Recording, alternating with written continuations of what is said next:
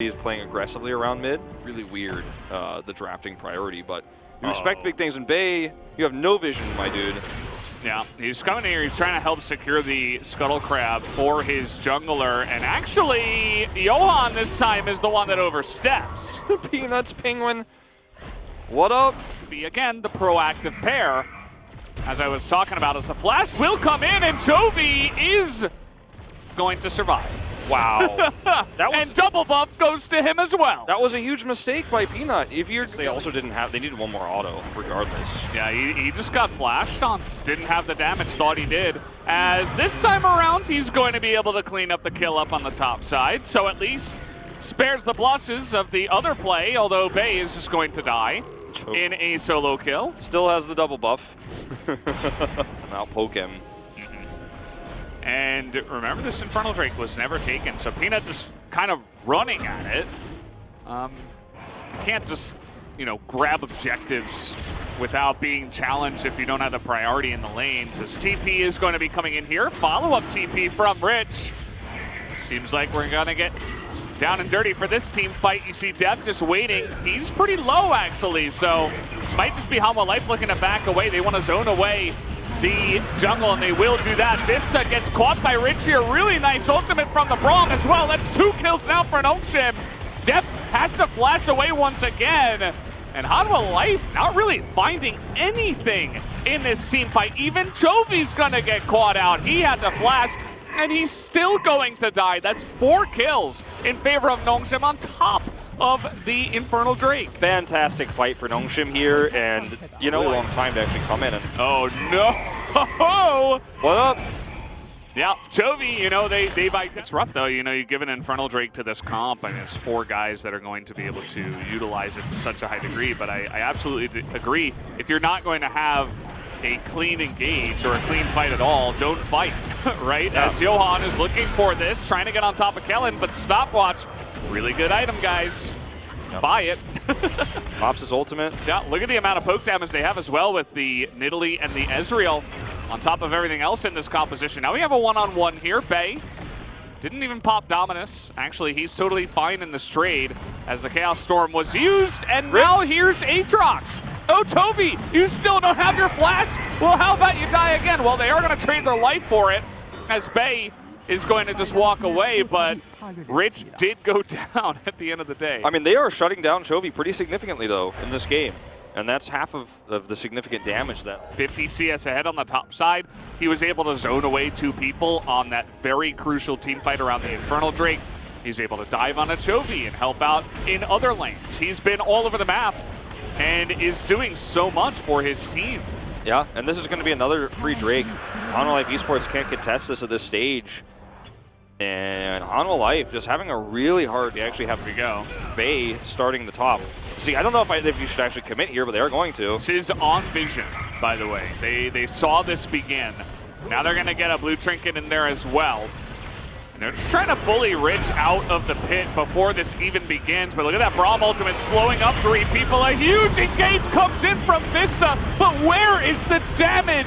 It is just invisible. Hanwha Life have no follow-up. They are too far behind. They're at least going to stop the Baron take, but you had to use Vista to do it. Yeah, I mean, they the thing is they can maybe even just potentially reset and turn and go do this again. Vista will be respawned, but... Blocks that spear. Could have been big on the Chovy.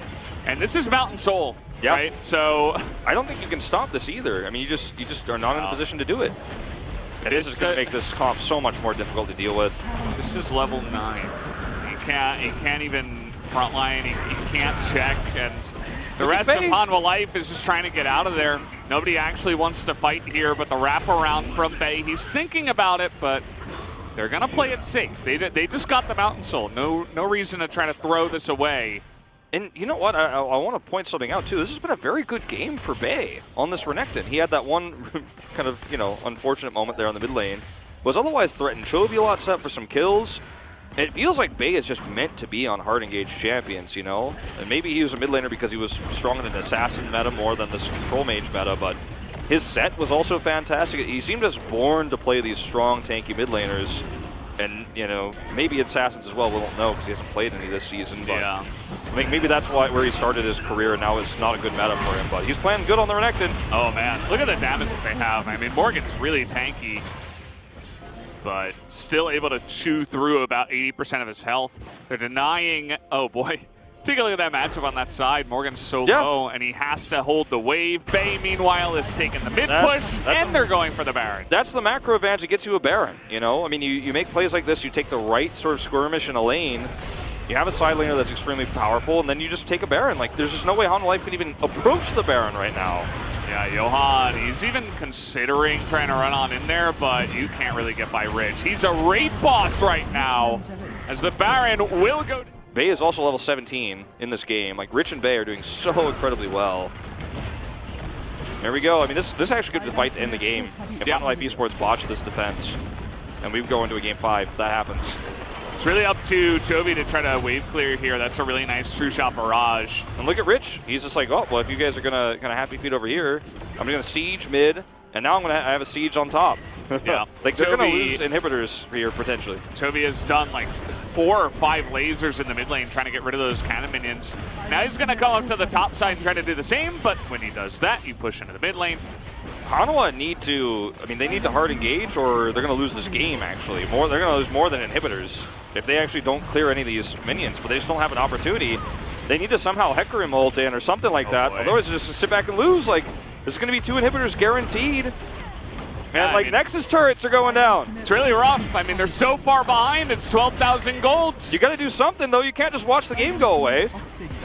We'll see when they make their stand. If they do, it's Vista being terrorized on the right side as well. The turret will go down. The minions are going to win the game, like I said, man. This is Nongshim's macro. And now they have a huge advantage. Vista is super low. Oh, he's dead. Just like that, one mystic shot and you're dead. Big knockups from Rich, he's full health. And that's gonna do it for this one, you'd imagine. Nate's Chaos Storm is going to come out and do a lot of damage actually from Chovy, but they're just too far behind. Peanut comes in, swipes one time, and gets 2 kills. And we are going to a game number 5 as Nongshim will tie it up with their